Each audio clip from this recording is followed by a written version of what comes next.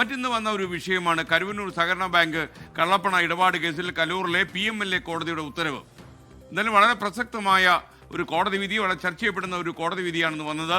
CPM നേതാക്കളായ പ്രതികൾക്കെതിരെ പ്രഥമ ദൃഷ്ട്യാ തെളിവുണ്ടെന്ന് കോടതി ഇന്ന് വ്യക്തമാക്കി. K Radhakrishnan MP, AC Moideen MLA, MM Varghese ഉൾപ്പെടെ 28 പ്രതികൾക്ക് ഹാജരാക്കാൻ നിർദ്ദേശിച്ച കോടതി ഇന്ന് നോട്ടീസ് അയച്ചു. തങ്ങൾക്കെതിരെയുള്ള കേസ് കെട്ടിച്ചമച്ചതാണെന്നാണ് പ്രതികൾ വാദിക്കുന്നത്. പാർട്ടിയെയും പാർട്ടി നേതൃത്വത്തെയും BJPയുടെ രാഷ്ട്രീയ ആവശ്യത്തിന് വേണ്ടി പ്രയോജനപ്പെടുത്തിയുണ്ടാക്കിയ കേസുകളിലൊന്നാണിത്. ആ കേസിനെ നിയമപരമായി ഞങ്ങൾ നേരിടും. രാഷ്ട്രീയമായിട്ട് BJPയും പ്രതിപക്ഷവും ഉപയോഗിക്കുകയാണെങ്കിൽ രാഷ്ട്രീയമായിട്ട് ഞങ്ങളതിന് മറുപടി പറഞ്ഞു പോകും. സംഘടനയെ പ്രതിയാക്കുക എന്നുള്ള അപൂർവ സംഭവത്തിനും ED ഏതറ്റം വരെയും എന്തും ചെയ്യാൻ പോകും എന്നുള്ളൊരു സൂചനയാണ്. രാഷ്ട്രീയ ദാസ്യവേല ചെയ്യാൻ തയ്യാറാകുമെന്നുള്ളൊരു സൂചനയായിട്ടാണ് ഞങ്ങളതിനെ കാണുന്നത്. കേന്ദ്ര അന്വേഷണ ഏജൻസിയുടെ രാഷ്ട്രീയ പ്രേരിതമായിട്ടുള്ള ഒരു കേസാണിത്. ഈ കേസിനെ നിയമപരമായി തന്നെ ഞങ്ങൾ നേരിടും. ജനാധിപത്യ വ്യവസ്ഥയിൽ പ്രവർത്തിക്കുന്ന ഒരു രാഷ്ട്രീയ പാർട്ടിയെ ഒരു സംഭവത്തിൽ പ്രതിയാക്കുക എന്നുള്ളത് കേട്ടുകേൾവിയില്ലാത്ത കാര്യമാണ്. ED കരുവന്നൂർ കേസിൽ ചെയ്തത് അത്തരമൊരു കാര്യമാണ്. അപ്പം അതിനെ നിയമപരമായി തന്നെ ഞങ്ങൾ നേരിടും. അതിന് ഇന്ത്യയുടെ ഏറ്റവും പരമോന്നതമായ കോടതിയിൽ പോകേണ്ടി വന്നാലും ആ നിയമപരമായിട്ടുള്ള പോരാട്ടം ഞങ്ങൾ തുടരും. പ്രതികൾ തട്ടിപ്പിലൂടെ 180 കോടി രൂപ സമ്പാദിച്ചുവെന്നാണ് ED ആരോപിക്കുന്നത്. ഇതിൽ 128 കോടി രൂപ പ്രതികളിൽ നിന്ന് നേരത്തെ കണ്ടുകിട്ടുകയും ചെയ്തിരുന്നു.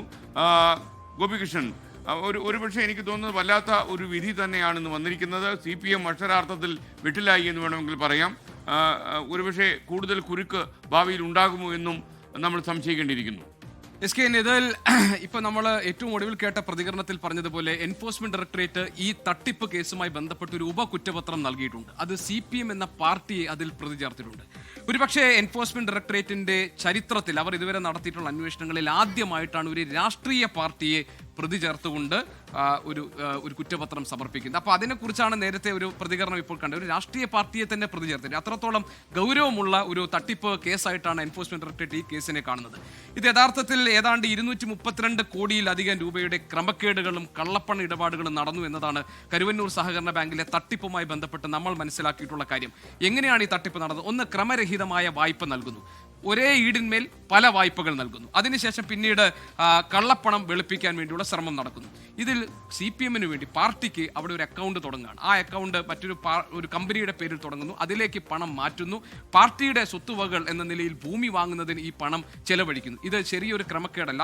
കാരണം ഈ ക്രമക്കേടിന് വേണ്ടി ദുരുപയോഗം ചെയ്തിരിക്കുന്ന പണം സാധാരണക്കാരായ ആളുകൾ അവരുടെ പ്രധാനപ്പെട്ട ഒരു നിക്ഷേപം എന്ന നിലയിൽ അല്ലെങ്കിൽ ഒരു കരുതൽ ധനം എന്ന നിലയിൽ അവർ സൂക്ഷിച്ചു വെച്ച പണമാണ്. അതിൻ്റെ പേരിൽ സ്വന്തം മക്കളുടെ വിവാഹത്തിന്, അതല്ലെങ്കിൽ പ്രായമായ ആളുകളുടെ ചികിത്സാർത്ഥം അവർ ആവശ്യപ്പെട്ട പണം കൊടുക്കാൻ കഴിയാതെ ആത്മഹത്യ ചെയ്തവർ, എന്ത് ചെയ്യണമെന്ന് അറിയാതെ ദുരിതം അനുഭവിക്കുന്ന ധാരാളം ആളുകളുടെ കണ്ണീര് വീണ കേസ് കൂടിയാണ് ഈ കരുവന്നൂർ സഹകരണ ബാങ്ക് തട്ടിപ്പ് കേസ്. അതുകൊണ്ട് ഈ കേസിൽ ഇപ്പോൾ 28 പേർക്കെതിരെയാണ് എൻഫോഴ്സ്മെന്റ് ഡയറക്ടറേറ്റ് അവർ കുറ്റപത്രം നൽകുകയും ഇപ്പോൾ അവരെ പ്രതി ചേർക്കുകയും ചെയ്തിരിക്കുന്നത്.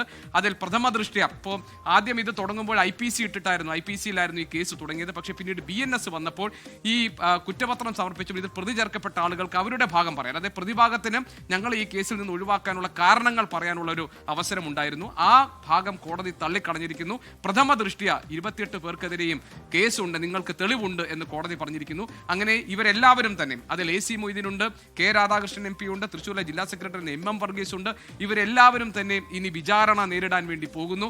CPMനെ സംബന്ധിച്ച് ഇത് രാഷ്ട്രീയമായി കെട്ടിച്ചമക്കപ്പെട്ട ഒരു കേസായിരുന്നു എന്നതാണ് അവരുടെ വാദം. ആ വാദം നിലനിൽക്കില്ല എന്നും ശരിയായ തെളിവുകളുടെ അടിസ്ഥാനത്തിലാണ് ഈ കേസ് മുന്നോട്ട് പോകുന്നതെന്നുമാണ് EDയുടെ നിലപാട്. മാത്രമല്ല ഈ കേസിലെ പ്രധാനപ്പെട്ട കാര്യം, ഈ തട്ടിപ്പുമായി ബന്ധപ്പെട്ട് അതിൽ പണം നഷ്ടപ്പെട്ടവർ, അതിൽ ജീവിതം നഷ്ടപ്പെട്ട ആളുകൾ, അവർ സാക്ഷികളായി കൺമുന്നിലുണ്ട്. അതുകൊണ്ട് ഈ തട്ടിപ്പിന്റെ ചുരുളഴിയുന്ന നിലയിലേക്ക് ഈ അന്വേഷണം പോകുമോ എന്നാണ് നമുക്ക് നോക്കാനുള്ളത്. CPMനെ സംബന്ധിച്ച് നിലവിലെ തെരഞ്ഞെടുപ്പിലെ തോൽവിക്ക് പുറമെ CPM പാർട്ടിയുടെ ഈ വിഷയത്തിൽ വിശ്വാസ്യത തകർക്കുന്ന രീതിയിലുള്ള കനത്ത തിരിച്ചടിയാണ് കോടതിയുടെ ഇടപെടലിലൂടെ ഇന്ന് സംഭവിച്ചിരിക്കുന്നത്.